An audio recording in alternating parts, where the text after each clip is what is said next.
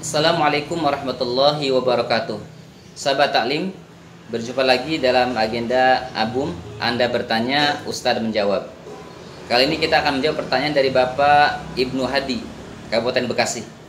Beliau menanyakan bagaimana tanda keberhasilan komunikasi ya efektif antara suami istri dan anak dalam keluarga. Dan beliau juga menanyakan ya bagaimana ya saat ini kami sudah kecenderungan mendidik anak untuk menjadi penghafal Al-Quran. Sedangkan kami ya dengan orang tua, ya dengan istri, dengan pasangan masih biasa-biasa saja gitu ya.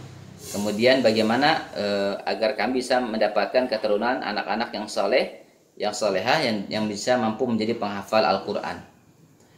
Sahabat taklim, terkait komunikasi yang efektif, yang positif antara pasangan, tanda keberhasilannya adalah tentu dengan ditandai di antara keluarga tersebut terwujudnya kesakinahan, mawaddah, warohmah, dan juga dalam menghadapi problem-problem permasalahan ya ini akan dimudahkan oleh Allah Subhanahu wa taala. Dan salah satunya adalah terjalinnya saling pengertian di antara suami dan istri.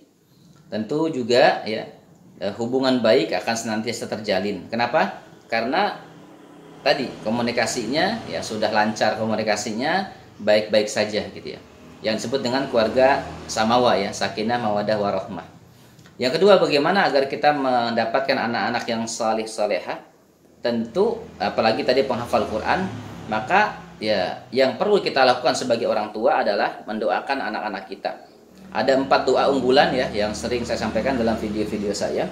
Yang pertama salah satunya adalah surah As-Saffat ayat 100, kemudian surah Al-Furqan ayat 74, kemudian juga surat Al-Ahqaf ayat 15 dan Ibrahim ayat 40 ya. Ini untuk orang tua.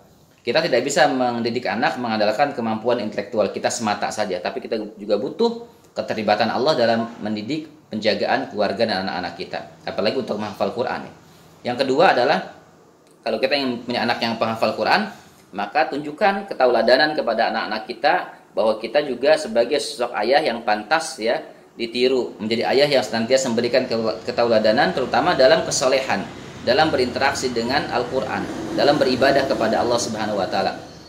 Yang ketiga tentu ya kita diskusikan dengan ustadz-ustadz di sekitar kita. Kita minta referensi pondok pesantren tahfidz Al-Quran mana yang bagus agar nanti bisa anak kita disekolahkan pada lembaga pendidikan tahfidz Al-Quran yang tepat tentunya.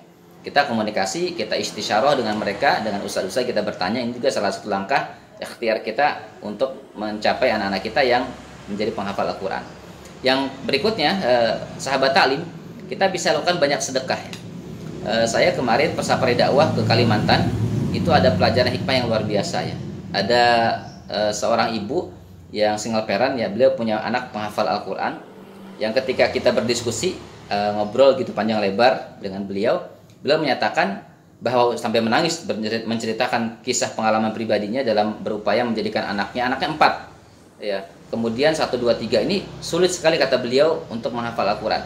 Dan ketika punya anak keempat ini beliau mencoba dengan menyekolahkan, memberikan beasiswa kepada anak-anak santri yang du'afa ya, fakir miskin.